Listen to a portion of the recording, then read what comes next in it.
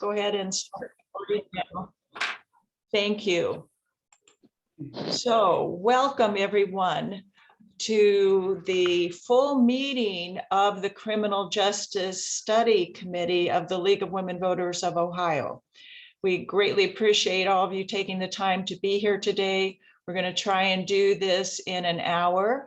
We're going to tell you about what we've been studying and describe in detail our proposed position on criminal justice database management and analysis.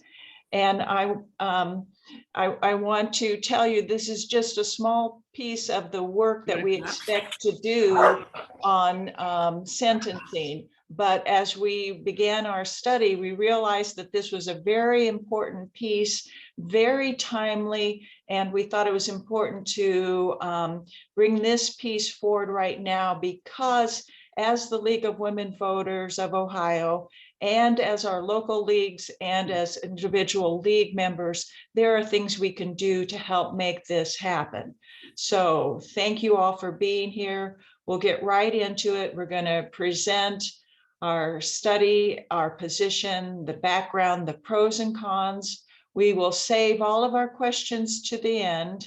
So as you come on board, remember, please put your name and which subcommittee you represent into the chat, and put your questions into the chat as well, because we will address questions at the end, and then we will actually call for a vote and ask for approval from the people who are here today. Go ahead to the next slide, Elizabeth. I wanted to introduce the members of the sentencing subcommittee. I'm Cheryl Roller. I am the co-chair. I am with the Metro Columbus League of Women Voters. Allison Beringer is the co-chair of the subcommittee. She's from the Cincinnati Area League. Judy Kreutzer is both our curator and our recorder. Judy is from the Dayton League. And Fabizak Payne is from the Toledo Lucas County League. Duncan Buell is also from the Metro Columbus League. And Kimberly Jacobs is from the Cincinnati League. Kimberly's listening in today from a hospital bed where she's recovering from surgery. So thank you, Kimberly, for your work on this and for being dedicated enough to listen in from a hospital bed. Duncan is also with us, and Duncan's participation today will be as part of the question and answer, because he's been involved all day in testimony on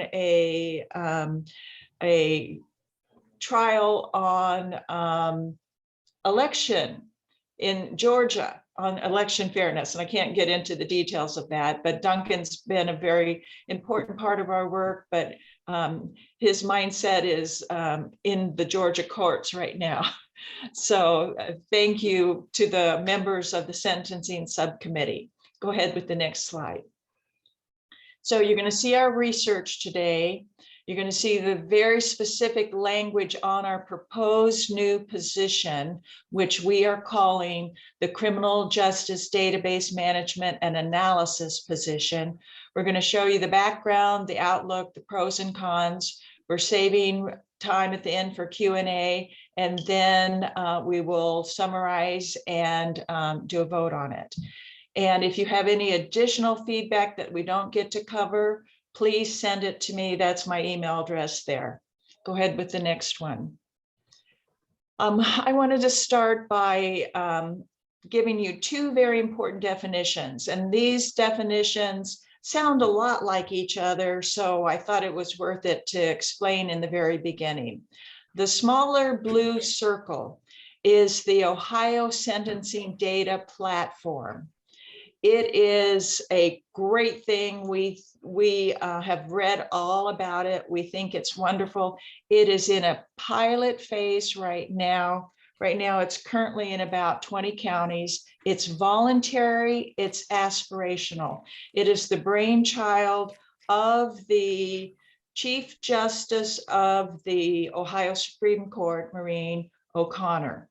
And with the with the Supreme Court of Ohio and the Ohio Criminal Sentencing Commission. They have developed this Ohio sentencing data platform.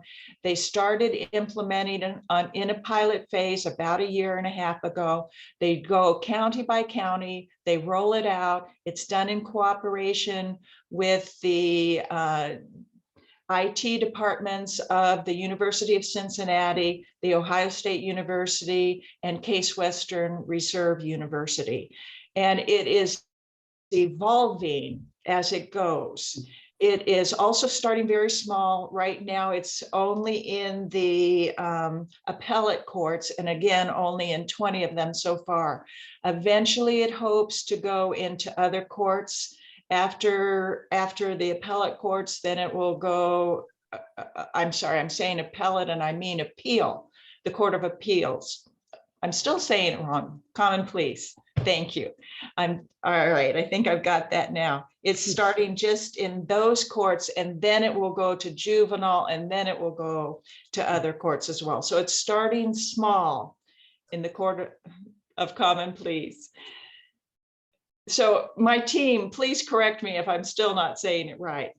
So anyway, we are going to be telling you a lot about the Ohio Sentencing Data Platform, but our position is the big blue box or the big blue circle, because we wanted to be in a position to support the work of the Ohio Sentencing Data Platform, even as it changes and even as different things happen in the legal environment.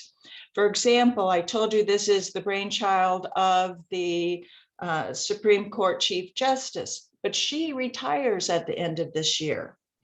It has a budget right now that only goes through June of next year of 2023. So things could happen, and we think this is too important to leave it to chance. We want to be in a position to be able to support this work. So that's why we are proposing 6 very broad principles. So I'm hoping that makes it so you can distinguish between the platform that's happening and the principles that underlie it. So next slide, please. Now we're going to go to Judy. Hi, thank you all for coming. We started in July, and between July and October, we reviewed and annotated 31 separate articles and videos and the transcripts that go with the videos. And some of the articles were general for background, but the majority of our articles were law reviews, academic journals, scholarly briefs, and the videos and transcripts that we reviewed were from the sentencing workshops from the Moritz Law School of Ohio State University and from the Ohio Sentencing Commission. And it was apparent as we started reviewing these things that we needed to look at data in Ohio.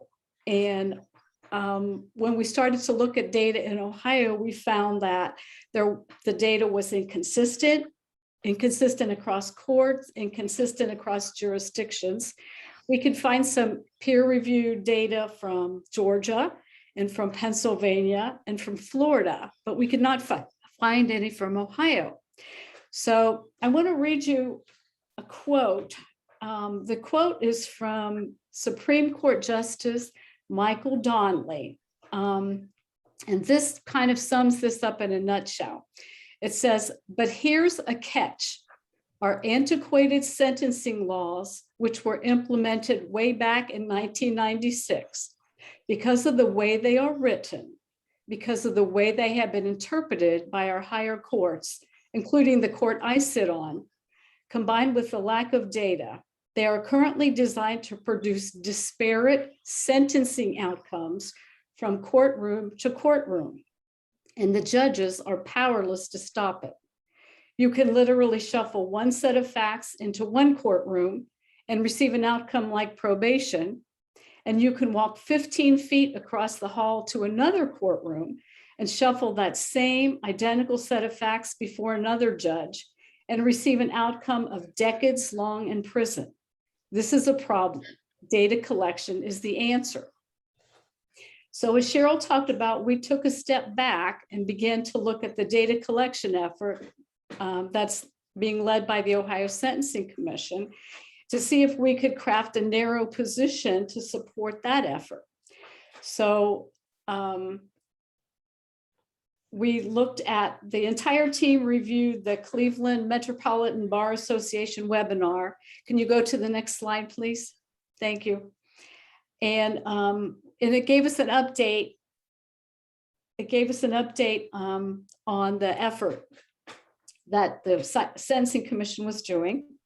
And then we talked to Karen Leith. We thought she would be, since she's the Ohio League of Women Voters Advocacy Chair, we interviewed her to see if she thought we could, if she would support a narrow position. And then if she did support it, how would we go about doing that? So she was very helpful. She thought this was doable, and she gave us a lot of help along the way. We've also talked to Sarah Andrews. Sarah Andrews is the director for the Ohio Sentencing Commission. She gave us basically an overview of what the Sentencing Commission had done so far and their goals with the implementation of the database. After the 11th draft, we're on 12 now, we took the principles back to Ms. Andrews for her final report. We interviewed Judge Jean Zamuda. Judge Zamuda has been a municipal judge, a common pleas judge, and he's now on the Ohio 6th District Court of Appeals. And he was one of the early advocates for this data platform, and he's on the Board of Governance. We talked to Judge Laurel Beatty Blunt, who was also a common pleas court judge in Franklin County. She's currently the Ohio 10th District Judge Court of Appeals. And both of these judges are strong advocates for this data project. And in fact, they gave us 3 other judge names to go ahead and talk to for their input as well. Tomorrow, we are scheduled to interview Dr. Hazim Saeed. Dr. Saeed is the professor of the School of Information Technology at the University of Cincinnati. And he is the leader. He's the technology leader of this database project. We are soliciting his input regarding how the rollout's proceeding and when does he think initial data will be available for us to analyze. So that's how we got to this position. And now Anne would like to take you through the principles of our proposed platform. Thank you.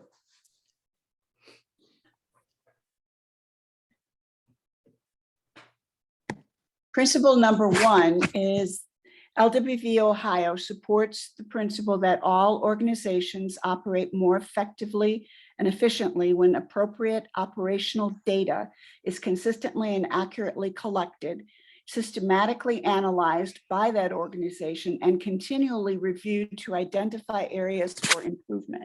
This is rather self-explanatory, but basically it's the first principle on which the whole premise of a database is founded. Appropriate collection and analysis of data is important. Next slide, please. LWVO Ohio supports the principle that it is the duty of the Ohio criminal justice system and of all of its legal actors to maintain and continually improve Ohio's legal system. In particular, Ohio should seek to provide uniformity in sentencing, that similar defendants with similar charges and other similarities should be sentenced similarly. So this point makes clear that the league recognizes the criminal justice system has a responsibility, a duty actually, to monitor and improve the system and work toward uniformity. So the next slide, please. Principle 3, LWVO Ohio supports the principle that all individuals have the right to unbiased treatment, regardless of race, ethnicity, sexual orientation, gender identity, gender expression, age, disability, religion, nationality, or socioeconomic status. This point reiterates a basic belief in equality of treatment, listing the typical triggers of bias, intentional or non-intentional, in most situations. principle number 4. Or wait a minute, I'm sorry. There are two aspects of principle number 3. So the basic thing that I said before was the underlying principle. And then specifically, part A is relevant data on all individuals processed within the Ohio criminal justice system can and should be specifically collected and analyzed in sufficient detail to identify, evaluate, and ameliorate any instances or trends of systemic discrimination on the basis of those particular characteristics that we already mentioned. This point reiterates a basic belief in equality of treatment, listing the typical triggers of bias, and it focuses on not only the collection, but also the analysis of data, looking for trends of discrimination with the intention of correcting them.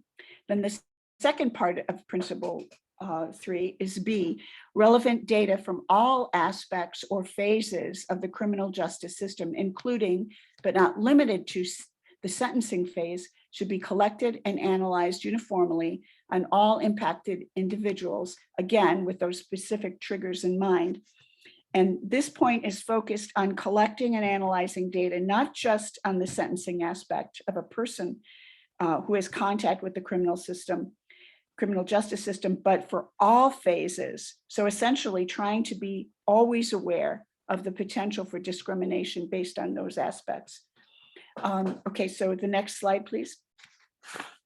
Principle 4, LWVO Ohio supports the principle that comprehensive data collection, methodical analysis, and regular reporting of governmental public sector operations, including the Ohio criminal justice system, should be fully transparent and available to the public, except as mandated by law. This is basically a restatement of what the League has always believed, that the public has a right to know what is happening in government. The court system has many reasons to respect confidentiality and privacy, and there are laws that protect the privacy of the innocent and the guilty. But beyond that, the system, the data collected and how it is used must be transparent and available to the public. Defense lawyers, reporters, researchers, legislators, etc., to name a few that would probably be interested in this information. Next slide, please. Principle 5, LWVO Ohio supports the principle that criminal justice data collection, analysis, and reporting should always be conducted in a manner that is nonpartisan and apolitical. Furthermore, it should not be used as a factor in judicial or other electoral races.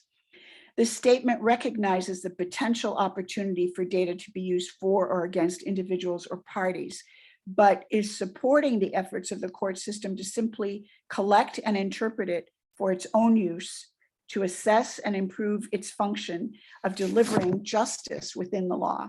This data is basically numbers and not tied to individuals or events, and will be beneficial for policymakers, for budget purposes, and for general understanding of how areas of the state may differ in their sentencing approaches. So the next slide, please. Principle 6, LWVO Ohio supports the need to implement a new statewide Ohio sentencing database management and analysis platform. In addition, LWVO supports the need to continually evaluate, update, and improve the Ohio sentencing database management and analysis platform. Furthermore, LWVO supports expanding the database management and analysis platform beyond sentencing to include all aspects of the criminal justice system in Ohio. So this is really the heart of the position statement. Simply all that came before explains this point. We support the need for the database. We support the need to use it as a tool to continually evaluate the system's performance and improve it. And we support extending this type of assessment and evaluation to the entire criminal justice system in Ohio. And that's the platform. Thank you. Thank you. So as you all know, the larger study that serves as the backdrop for this work began when the League of Women Voters of Ohio voted to approve this comprehensive research study on the criminal justice system in Ohio. As part of this study, of course, committees have been formed in each of the 5 major areas of the criminal justice system, including policing, pretrial, sentencing, incarceration, and reentry. And as was mentioned by my team members earlier, as the sentencing committee proceeded with this work, they saw an opportunity to focus on this new statewide initiative being developed and implemented by the Ohio Sentencing Commission, which is an independent affiliate of the Ohio Supreme Court. And the initiative involves the development of a database for collecting and storing criminal sentencing information from across the state. As we've mentioned, currently, Ohio does not have a comprehensive database of this nature. And because courts in the state have local autonomy, there is variation in if and how courts may collect or share any of their data at all. And of course, without a statewide database that pools that information from local courts, currently we can't answer even basic questions about sentencing in this state right now. Much less larger questions about discriminatory sentencing practices or the impact that any changes in law or policy may have on sentencing. So given, of course, the timeliness of this initiative, the timing of Chief Justice Maureen O'Connor's term ending this year, the subcommittee decided to move forward in developing this position on criminal sentencing database management and analysis to allow for more immediate support and endorsement from the League of Women Voters of Ohio. This Ohio Sentencing Data Platform, as I mentioned, being led by the Ohio Criminal Sentencing Commission, and essentially they're piloting this initiative right now in a small number of Ohio counties to learn more about any adjustments that might need to be made before moving toward larger statewide implementation. And it's our view that the OSDP should be implemented widely across the Ohio criminal justice system and expanded until it encompasses the entire system, from initial arrest to the final contact that one may have with the legal system.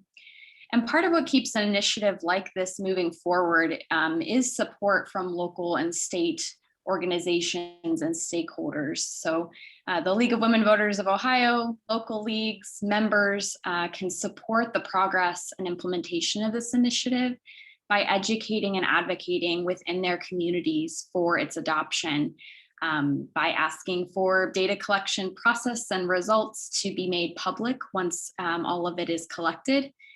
And then as the results become available, using them to advocate for reforms, whether that means changes in sentencing laws broadly, or even to advocate for those individuals who may have received unjust sentences. So as you can imagine, there are many excellent reasons to support the database management and analysis position and the work of the OSDP. I'm going to review some of the pros and cons of this position that we've developed. And as we continue to interview more stakeholders and experts in the field, we are continuing to add additional pros to this list. Firstly, we all know that organizations and individuals operate more efficiently and effectively when they are provided with objective data and objective feedback about their own performance. And the reason for that is because the data can be used to assess current operations and make changes to improve practices. Simply having the data provides us that opportunity to do that. Additionally, making criminal sentencing data publicly accessible makes it possible for agencies to hold justice systems accountable for the ways that they operate and the sentences that they impose. With this, we know from prior research that publicly available data of this nature can actually improve transparency and may actually promote greater trust and belief in the legal system, because people can actually see the data that show what's happening and allow for actions to be taken in response to that data. So in short, the openness and the accessibility of criminal sentencing decisions are much better for the legal system and for society in this way. Speaking to that transparency, the data on sentencing practices that are made available through this initiative can be used for a number of positive purposes, some of which we've already discussed. But that can include identifying and correcting specific instances or larger patterns of sentencing that is discriminatory or problematic in some way, and even to inform changes in statewide sentencing guidelines or case law. There are endless possibilities for the data to be used in positive ways, and without that data, much of this is simply not possible. Once data on sentencing are collected and made accessible, this will actually help us understand and contextualize other areas of the criminal justice system better, including areas that other subcommittees are currently researching, such as policing, other court and pretrial practices, as well as what comes after sentencing, the incarceration and reentry stages of the system. So by filling in another important piece of this puzzle, researchers and policymakers can more easily make recommendations and even potentially seek corrective action and justice based on a fuller and more accurate picture of judicial decision-making. And finally, just as these data will ultimately help Ohio's criminal justice system check itself and improve over time, this Ohio data sentencing platform too will be continually improved and refined after this initial piloting in a handful of Ohio counties. The OSDP, as we've mentioned, is being developed in collaboration by a number of nonpartisan organizations that are listed here on this slide. And eventually the goal is to connect this data to other databases that link up other aspects of the criminal justice system. Again, to piece together the puzzle until we have a more complete picture of how the system as a whole is operating. This data collection platform may not be perfect, and certainly I don't think anyone is claiming that it is, but it's often said that we shouldn't let perfect be the enemy of the good, particularly in this case when we're trying to collect and understand data. There's so much more good to be gained from systematically collecting these data and making them accessible to the public. And again, I'll just note that we have several more pros that we would add to this list as we continue to interview additional staff. And we have the full platform, which includes all of the pros, which we can share with you as well.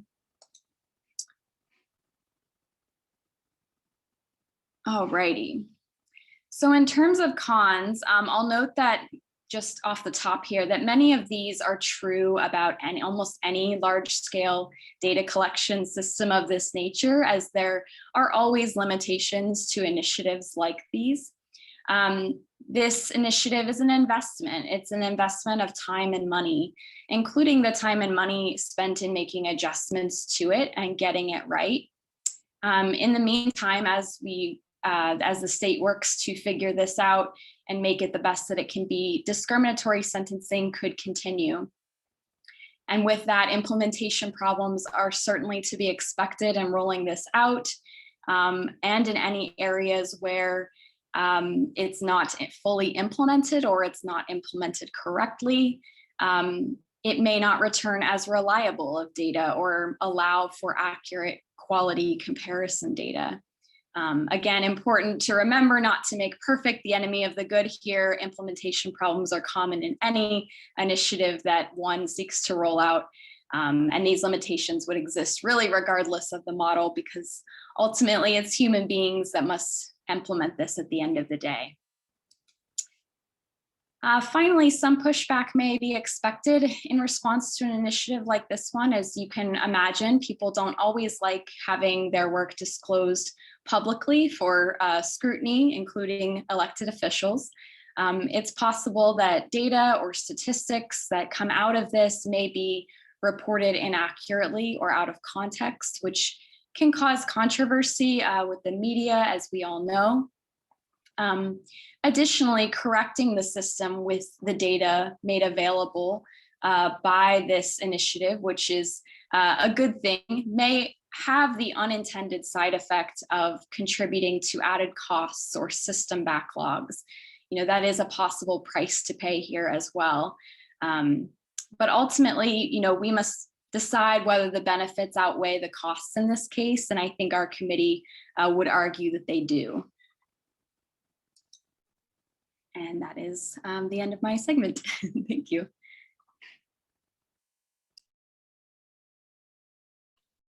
Thank you, Allison. That was a great deal of detail that we have all covered tonight. So I wanted to summarize it again. What we're looking at here is the Ohio Sentencing Data Platform, which is currently being implemented in pilot phase, is voluntary.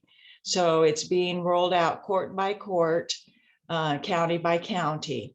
And what we're doing is we are proposing a broader position based on 6 principles so that the Ohio Sentencing Data Platform can be supported, so that we as league members in our counties, we can advocate for the judges in our counties to adopt this. We can advocate and educate the people in our counties so that they support this process.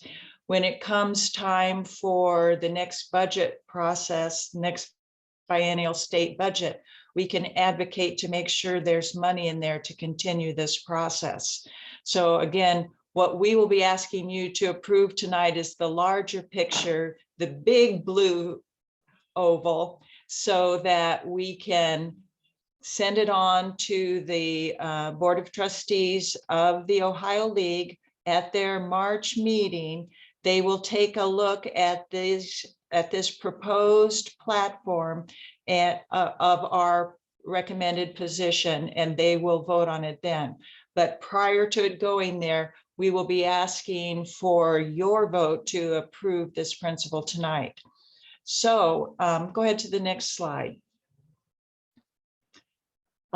What we'd like to do is to go to questions and answers now. What kind of questions do you have on either the Ohio Sentencing Data Platform, which is being implemented by the Supreme Court of Ohio, or on the broad principles that we propose to underlie that? Elizabeth, would you like to identify some questions that have been asked in the chat? Sure. We had a question about a characteristic, whether or not the person has their own counsel or whether they use the public defender. Is this adequately captured in the socioeconomic status characteristic? So I don't have an answer for that. Duncan, do you know that, or is that a question that we can ask the professor tomorrow in that interview? So this is Duncan. We can certainly ask that question. One of the things that I learned in the interview with Judge Zamuda is that there is a template for sentencing that was adopted by the legislature a couple of years ago, and that has become the official template for what gets written down as far as sentences. One would imagine that whether or not the defendant had a public defender was part of that. If not, that would be an easy kind of thing to add. And that is something to be concerned about. I will also say now, since I mentioned the template, one of the advantages of this entire system is, as Judge Zamuda said, reducing law to a series of if-then else's for an online platform is itself a tremendous analysis of what the text means. And there's a great benefit in just understanding what the law really says in a clear enough way that you can put it online. We're all living through the interpretations of the Electoral Count Act from 125 years ago. So this was one, and so I learned this from Judge Zamuda, and to me, this was like, oh, this is really interesting. And I know turning law into computing is hard. It's always very difficult. So that's one of the questions that we certainly have tomorrow with Dr. Saeed. Can I Thank you. just- Duncan. I was just going to add, I printed out the Ohio Sentencing Data Platform data elements. And one of the elements says the type of defense representation. So we can clarify that tomorrow, but I mean, that says to me that, do you have an attorney? Do you not have an attorney? What kind of an attorney do you have? But I think we can clarify that tomorrow. Yes. Thank you, Judy. Okay, Elizabeth, what's our next question? The next question is, if the state was already working on this database,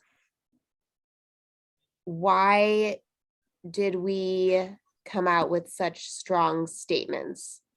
Did the origins of this system have, was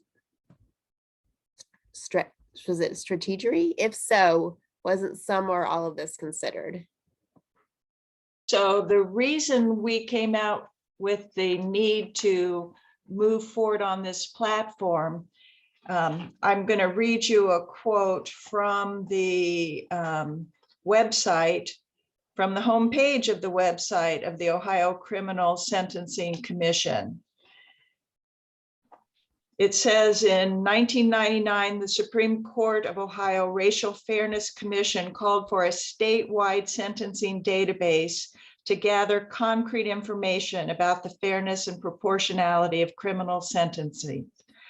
Over 25 years, dozens of commissions, task forces, and blue ribbon panels in Ohio and across the country reached the same conclusion about the critical need to collect sentencing and criminal justice data, yet have not completed the task.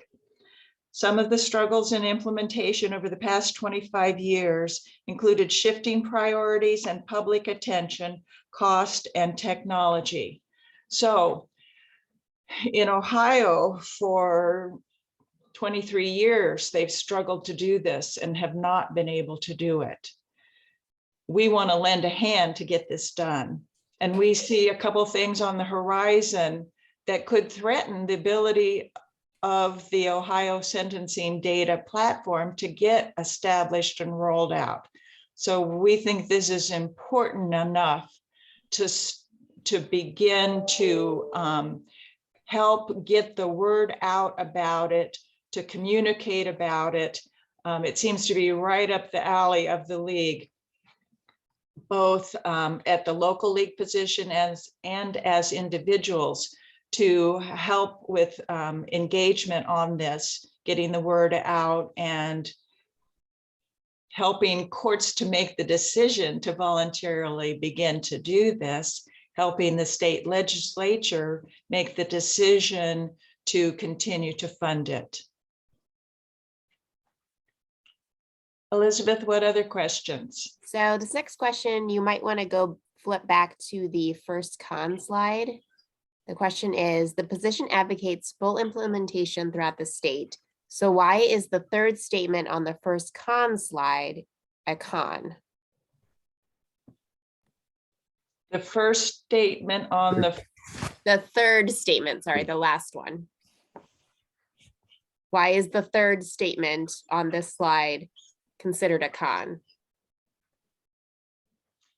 if the Ohio Sentencing Data Platform is not fully implemented across all counties in the state, it will be less effective due to lack of quality comparison data for those counties where it is implemented.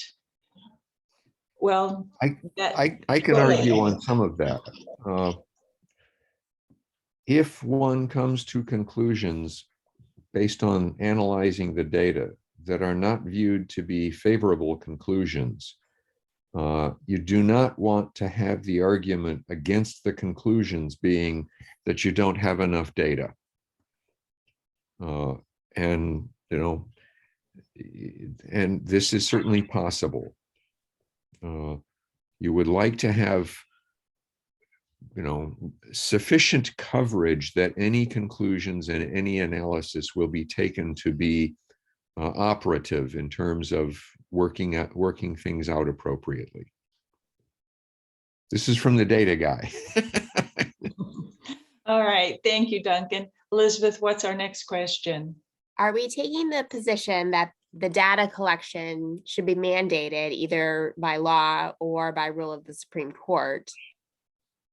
Is our position also that this should be a publicly funded effort? We are taking the position that the state should continue to fund it until it is rolled out, and then perhaps the counties. It should become part of business as usual, just like it is across most businesses. Most private sector organizations include data on their operations to give them feedback. So we didn't want to get into the weeds on that. We think that what's happening now should be supported based on the principles, and that leaves lots of different ways for it to get done as long as the principles are being met. I hope I answered all that question. Try me again if we didn't get it all answered. This is Karen. I want to make a distinction here. You need to separate the position from the advocacy for the current effort, okay? The position needs to be the principles that you're going to apply, whether it's to the current effort or future efforts or to questions that come up about a database. So think of it in two different stages. You've got to get the position passed first, and the position should be all the arguments why a database is necessary. And it's basically to get rid of discrimination of any type, and to create a fair judicial system, especially given the autonomy of the court system. Then you can use that position to analyze the current efforts to say why we should have an advocacy plan. Does that make sense? Thank you, Karen. That goes back to that illustration. Our position is the big blue oval, and the Ohio Sentencing Data Platform is the small light blue. And again, to what Karen was just saying, we're trying to get the 6 broad principles passed so that then we're in a position to help with the Ohio Sentencing Data Platform. Any other comments on that, Karen? That's right. So as you're thinking about this, try and focus on the platform. Are the principles such that you will be able to argue for the advocacy necessary for a state system, whatever that state system is? Are all the principles you want in that that shows the necessity for a data platform with management and analysis? So Elizabeth, let's go back to the 6 principles.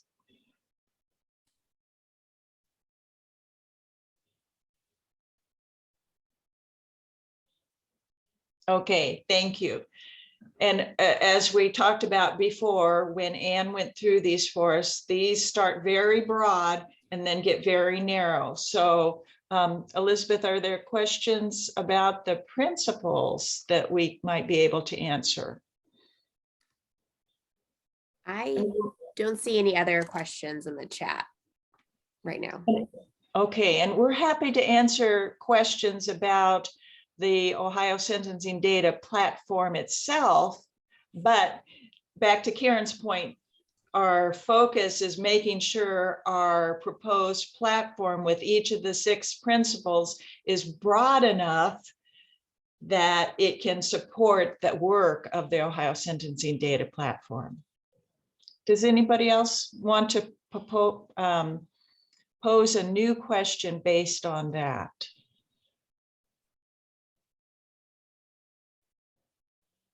Okay.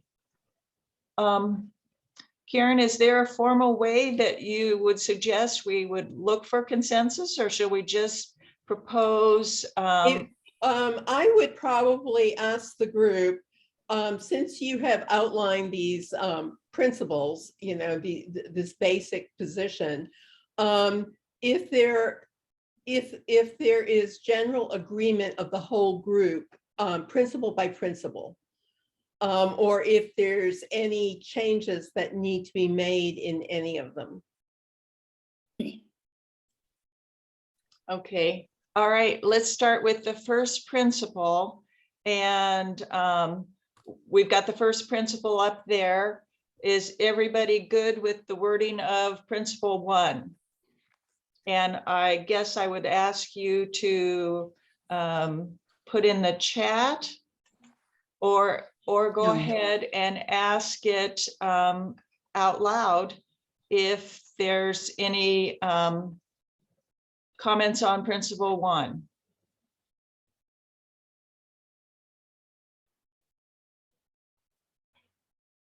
Elizabeth, are you able to monitor?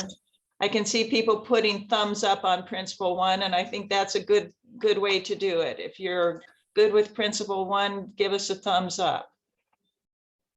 Define, one comment was, please define continually.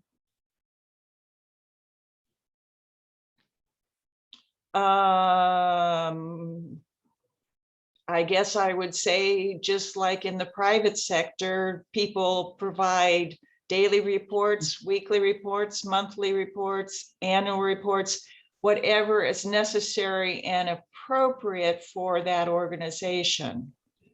I don't think we need to define continually any more than what is appropriate for the data.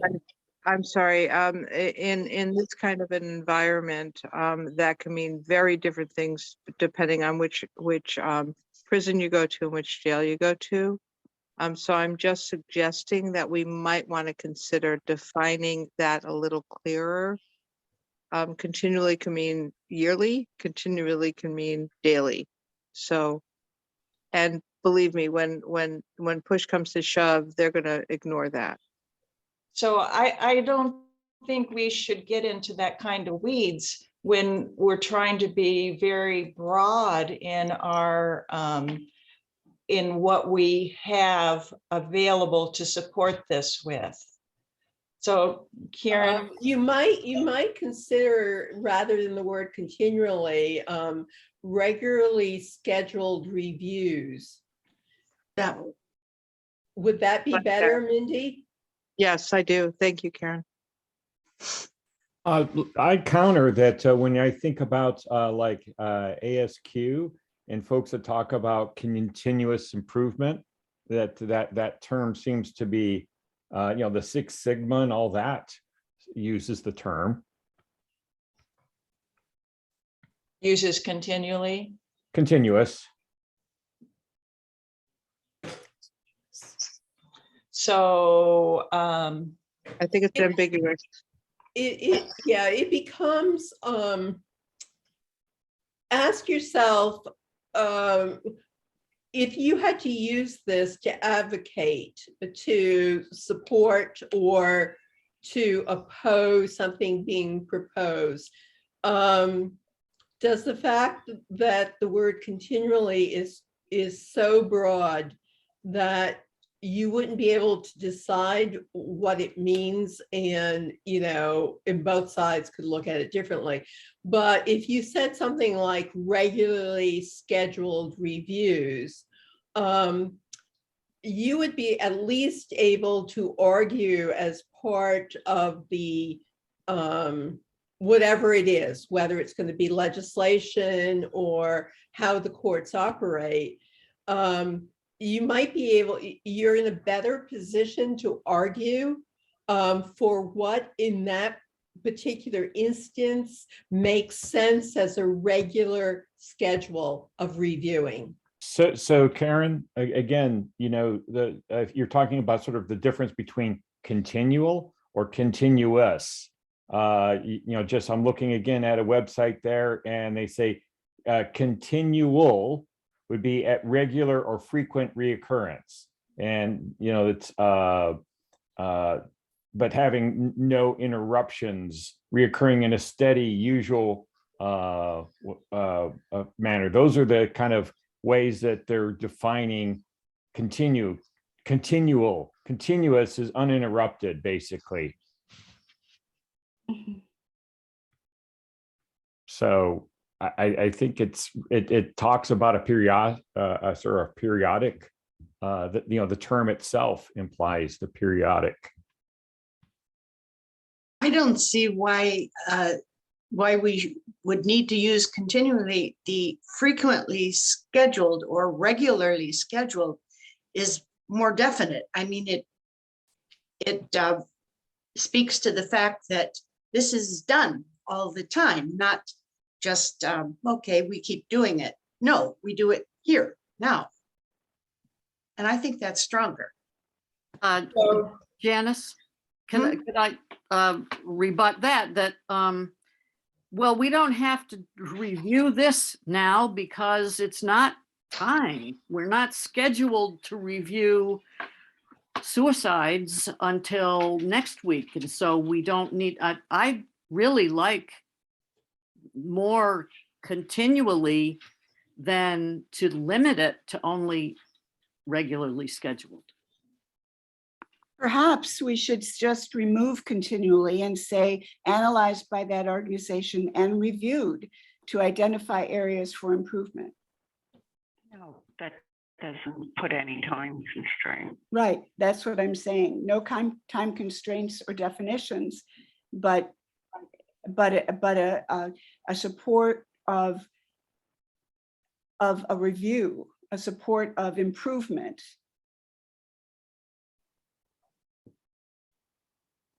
You could do that every 5 years, so that's, and if you're trying to have the database so that it's comparable or updated, it would seem to me that the kind of continual or regular and uninterrupted would be more in the spirit.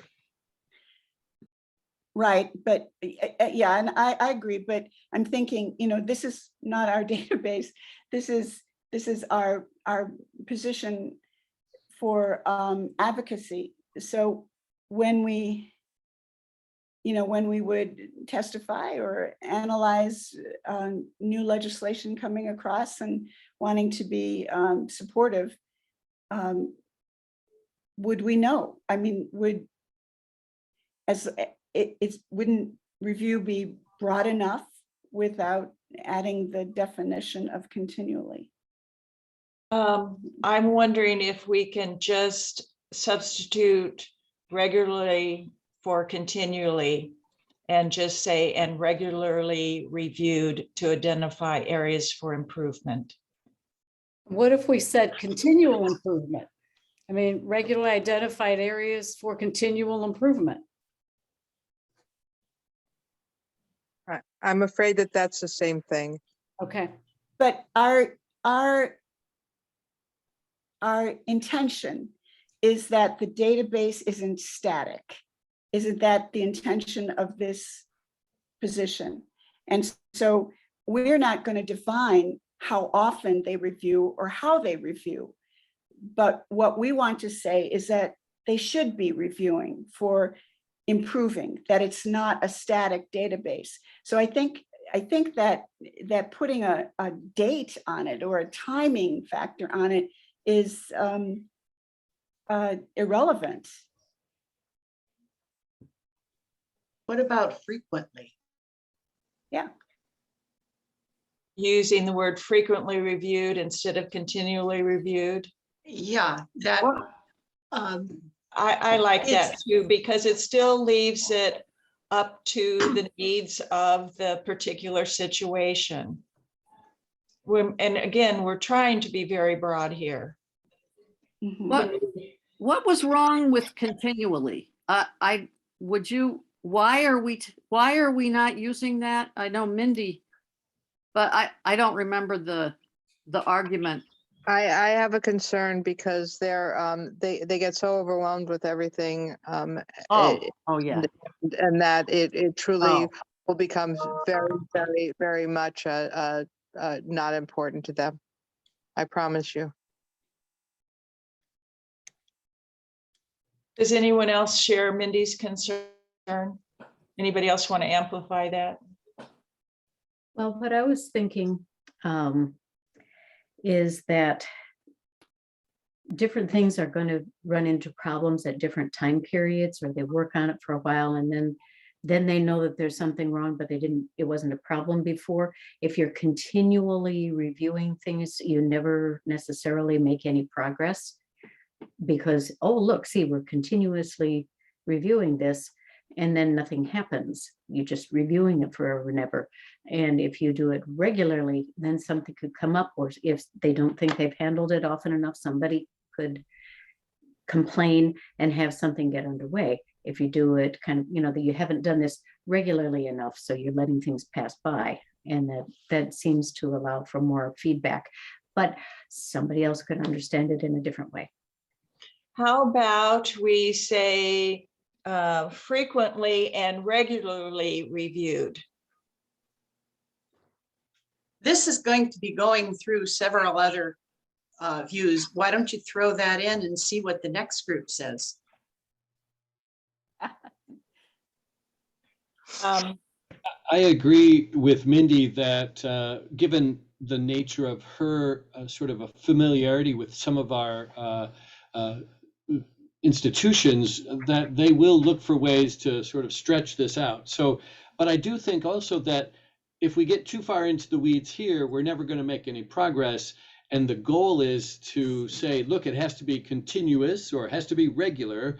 And then the next step will be for those individuals, those institutions, to define how they will ensure that it is regular. Right. And that becomes sort of step 2 of this process. So as long as we have something that says systematically analyzed and regularly reviewed, then I think we get into the weeds next time.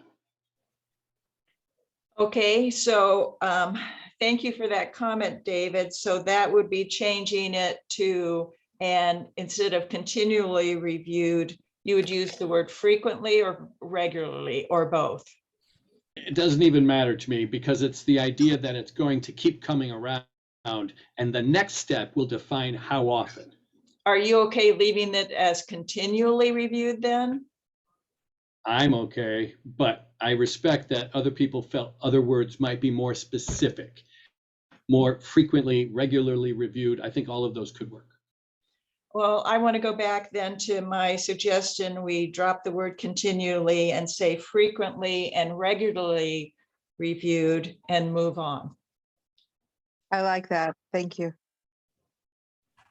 Okay, can we move to principle number 2 then? Yeah. And thank you everyone for your comments.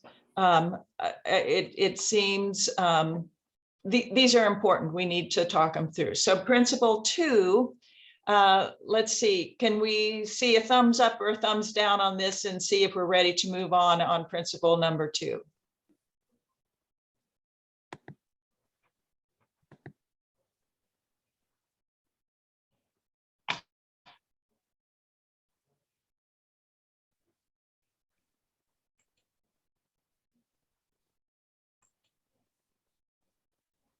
So I don't see any thumbs down. Any comments on this one?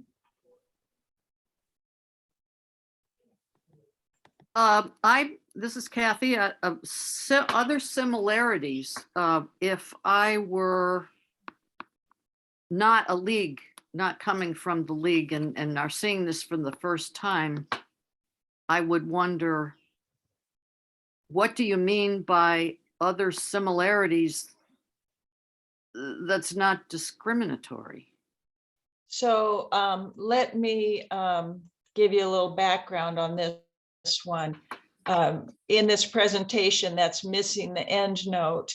And the end note is that that statement is attributed to Chief Justice Maureen O'Connor, and she said, when she made this quote, she said, "I think this statement is originally attributed to Aristotle. Similar defendants with similar charges and other similarities should be sentenced similarly." So so that statement, I think, is a well-recognized statement within the criminal justice system and pretty much can stand on its own. But does that give you an answer? Please ask it again if that's not. No, you have a good answer. Yeah. Okay. I'm not going to argue with Aristotle. All right. Anything else on principle 2, or can we move forward with principle 2? Okay, let's move to principle number 3. And so I'm looking at the chat right now. All right, so can everyone live with principle 3? And remember, principle 3 comes in parts 3A and 3B. This is just a reiteration of our principle that all individuals have the right to unbiased treatment, regardless. Can everyone live with the overall principle of 3? Mhm. I'm seeing lots of thumbs up and no thumbs down. Let's move to 3A, please.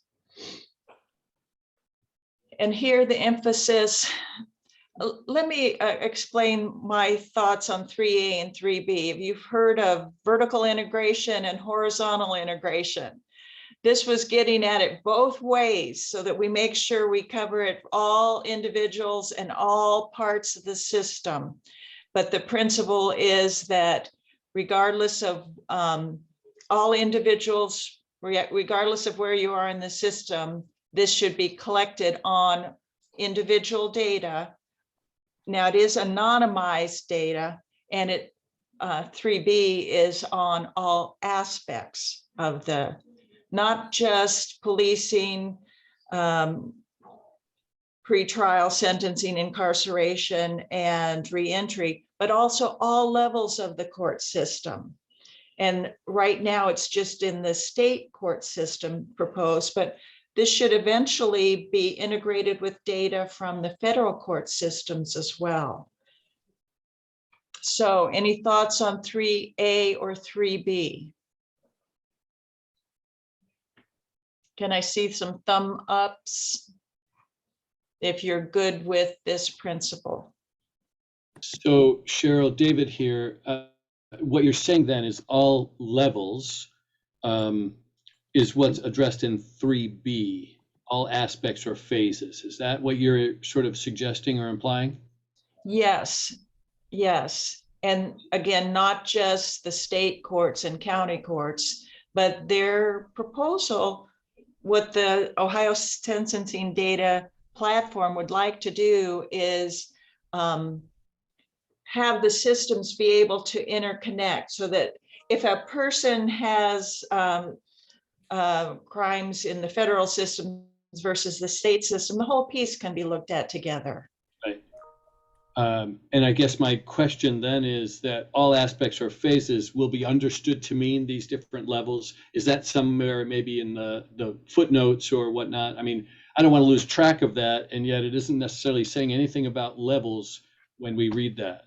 Yes, in our overall report, we did define the criminal justice system. In fact, that's one of our end notes as well, and I can read it to you. Well, you don't have to read it to me as long as you can confirm that it will be clear. Yeah, let me just read it. The phrase, the Ohio criminal justice system, refers to all aspects of criminal justice happening within the state of Ohio from policing to pretrial and trial, to sentencing, to incarceration, to reentry and restoration into society. It includes all legal actors and participants, regardless of whether the jurisdiction is state, county, local, or federal. The whole ball of wax.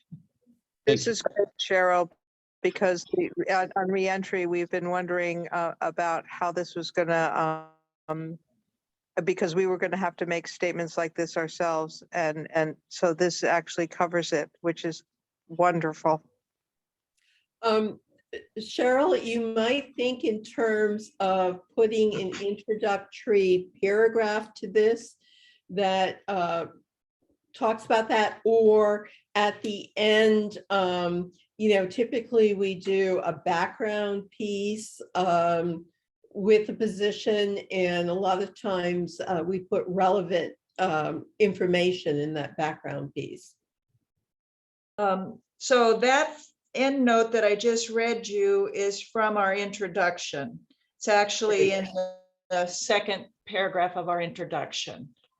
You might, yeah, we might look at that introduction and look at it in terms of, I'd have to go back because I know I've read it, but to look at it as an actual preamble to the position, how to work it into the position itself. Okay, be happy to look at that again.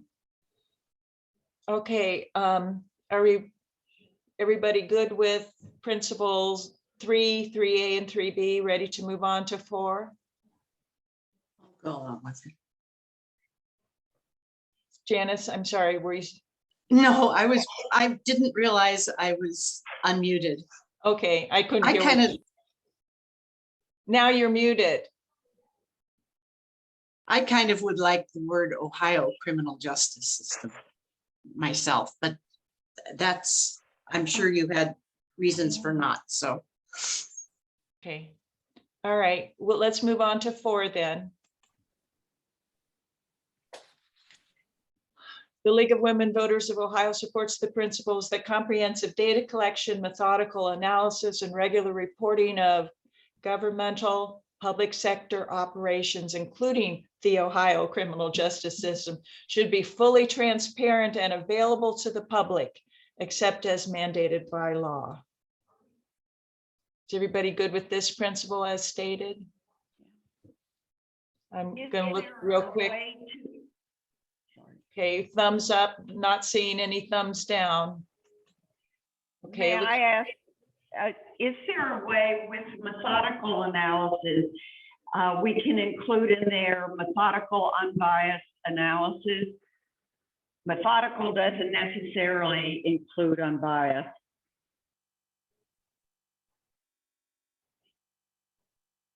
Okay. Any other comments on that? The addition of the word unbiased.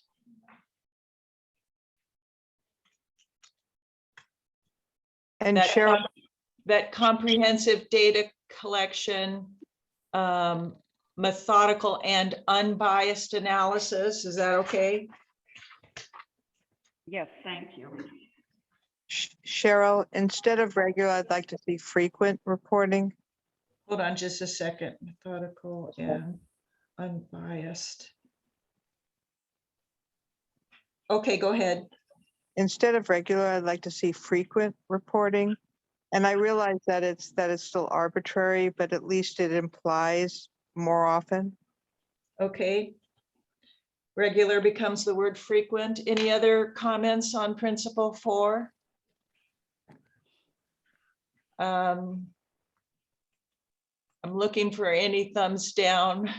I'm not seeing anything other than some thumbs up. We ready to move on to principle 5? Please. Okay. All right, thank you. League of Women Voters of Ohio supports the principle that criminal justice data collection, analysis, and reporting should always be conducted in a manner that is nonpartisan and apolitical. Furthermore, it should not be used as a factor in judicial or other electoral races. Any comments on principle 5? I wonder when you were writing this, what kind of discussion you had about this factor in judicial or other electoral races, because if this data and the analysis and reporting is the property of the people in Ohio, and something is amiss, why would somebody running for election not want to refer back to the 2023 report that shows that our county something, and I want to change that? Why? So how did you must have talked about that. How did you come up with should not be used as a factor? As we began to learn more and more about the system and talk to people about what the potential cons could be, the biggest con to come up was that judges, specifically judges, would be afraid to participate in the system. And again, it's voluntary. They would be afraid to participate in the system if they thought it was going to be used in an election against them. But so what about the fact that it's, I mean, free speech, I guess, is, does Well- anybody else, am I way off here? Or does anybody else? No, I think I get it, and I guess maybe it's just that it's so broad that you're saying just no matter what, you can't use it in judicial races. Because I feel like voters, there actually was just a study released up here in Cleveland about why people don't vote for judges.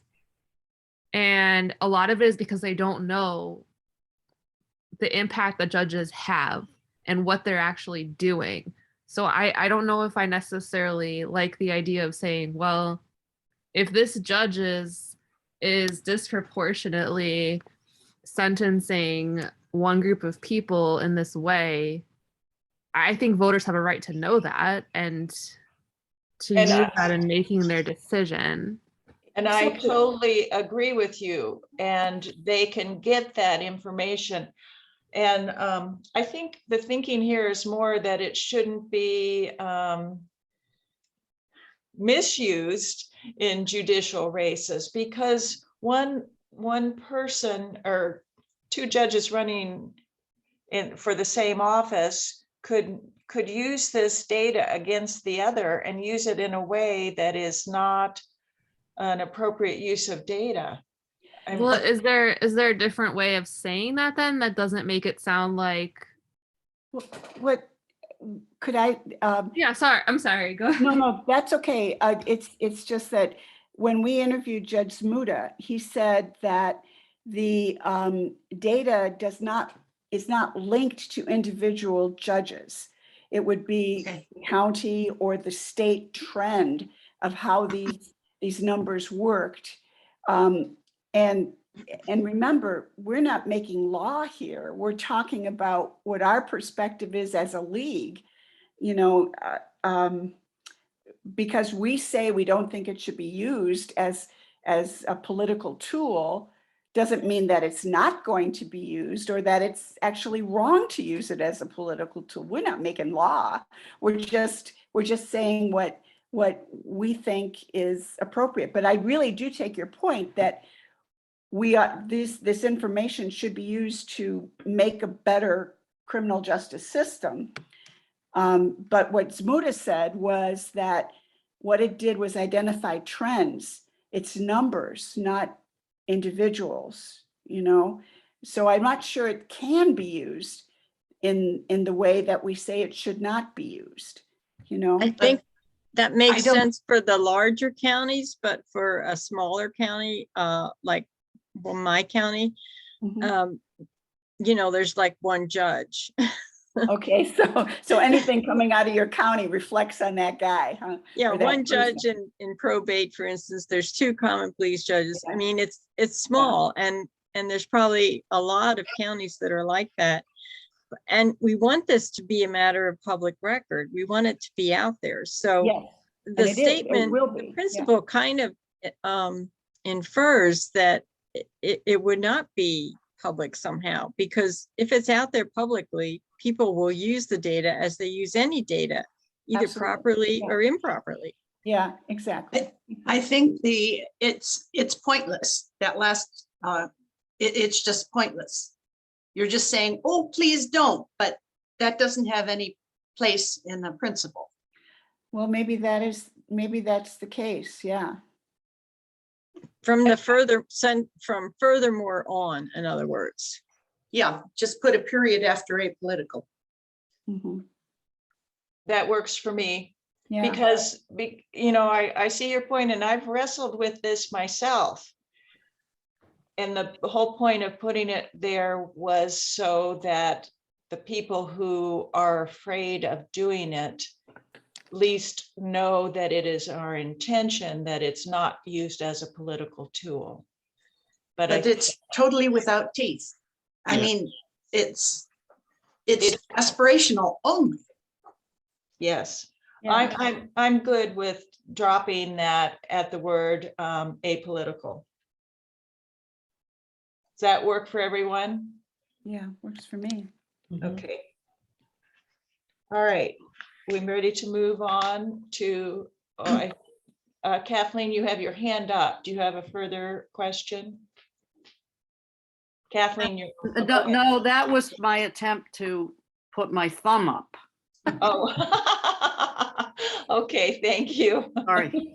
No problem. All right, let's go to principle number 6.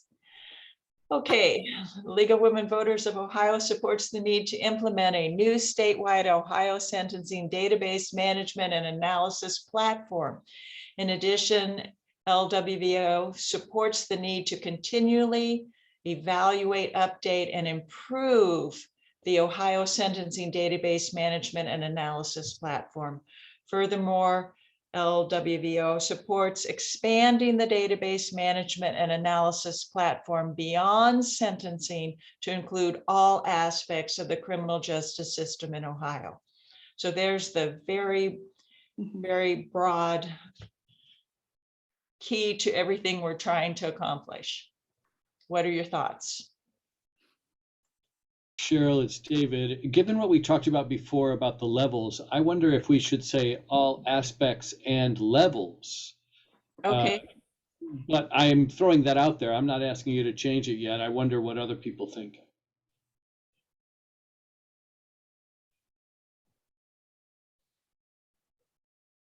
Any comments on David's comment? Okay. I think that might be a good thing. Okay, any other comments? I hope we haven't just worn everybody out. Thank you for hanging in there with us. And this, rather than principle 6, would be the position itself. Yeah. Because it just flows from everything you've put before this. I'm sorry, Karen, say that again, please. Okay, the first 5 are the principles. This is the actual position. This is the conclusion of everything you've said. So you're saying this is like, therefore, the League of Ohio supports the need, blah, blah, blah, blah, blah. Yeah. Yeah.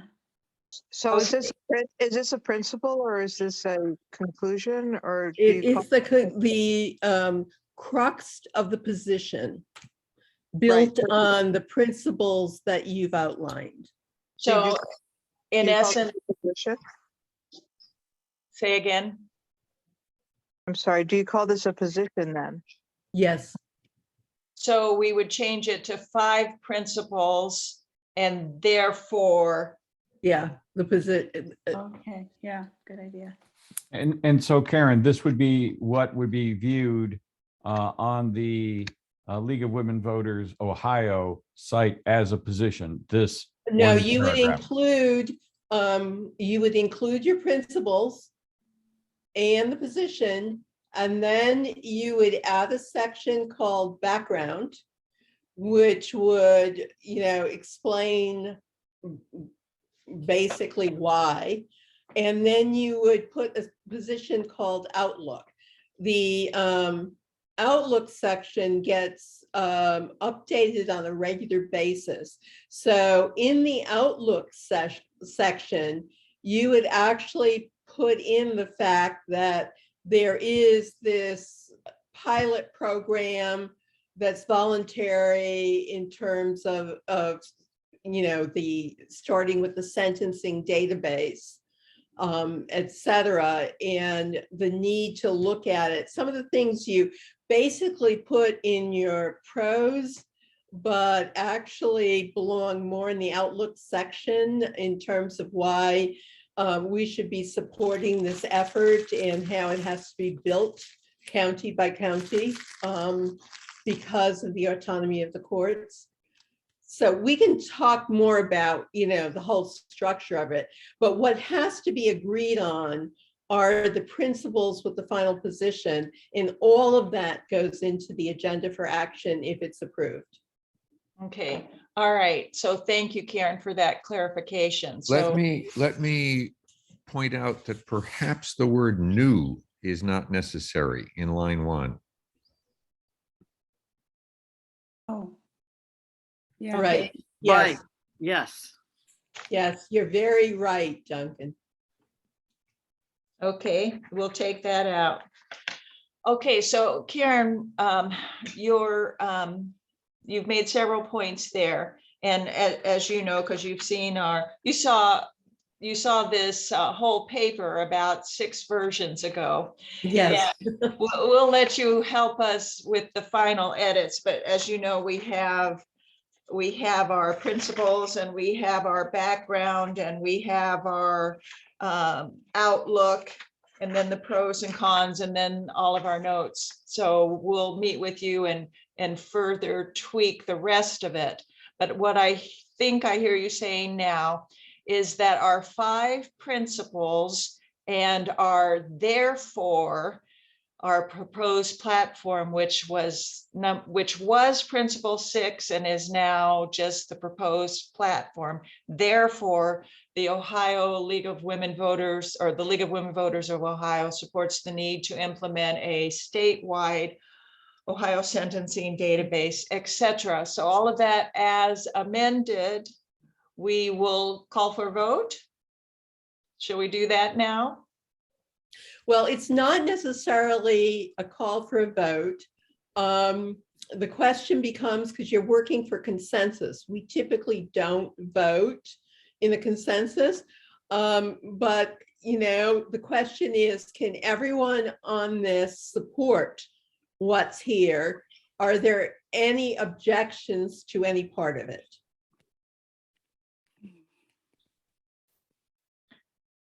So if you can support it, would you give us a thumbs up?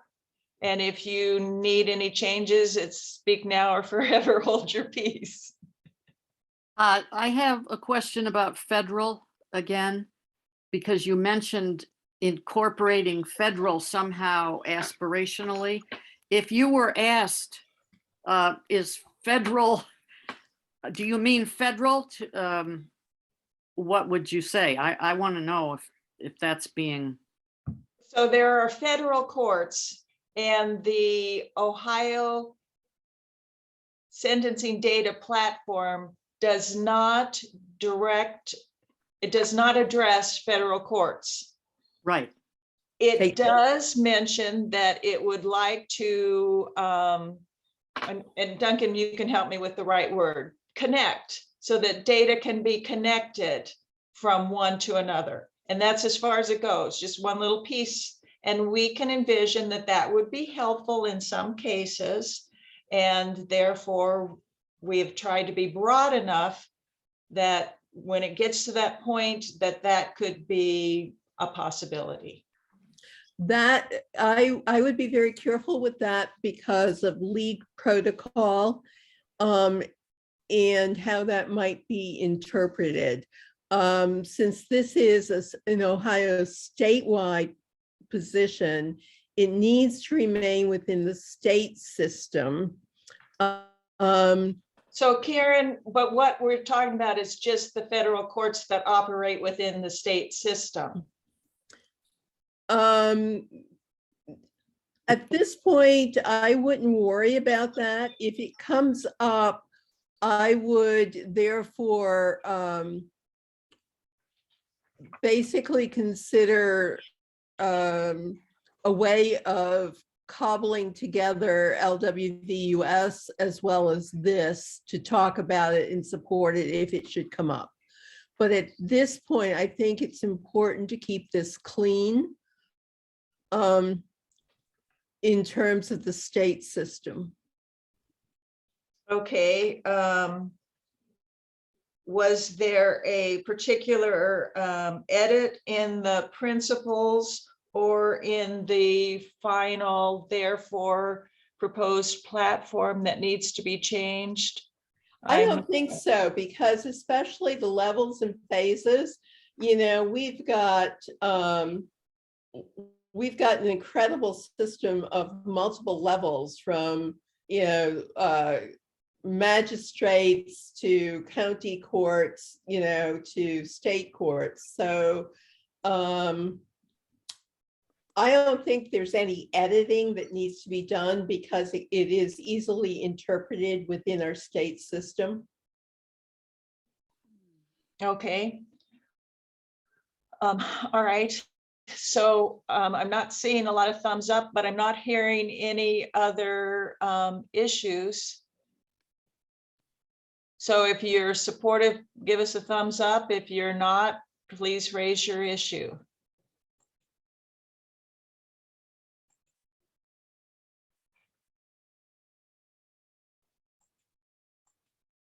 And there are lots of people on mute. So if you're trying to say something, we're not hearing it. But I'm seeing a lot of people where there's nothing. So Karen, we just go ahead and assume that there's consensus then? Yeah, if they're not, if at this point they have no objections, then we'll assume they can live with what the important part is support for the principles and the position. Okay.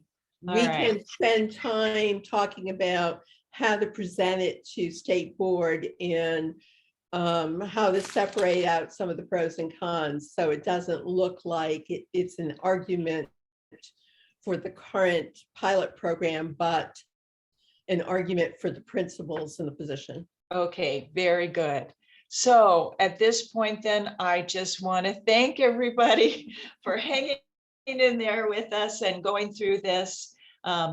As we said before, it's going to go to the League of Women Voters Board of Trustee in March. And then the sentencing committee will get back together, and we have other work to do within the broad study of sentencing. But thank you. I know each of the subcommittees is working very hard on your positions, and we look forward to seeing yours in the near future too. So thank you, everybody. And I guess that's all, folks. Thanks. Bye. Good job. Thank you all.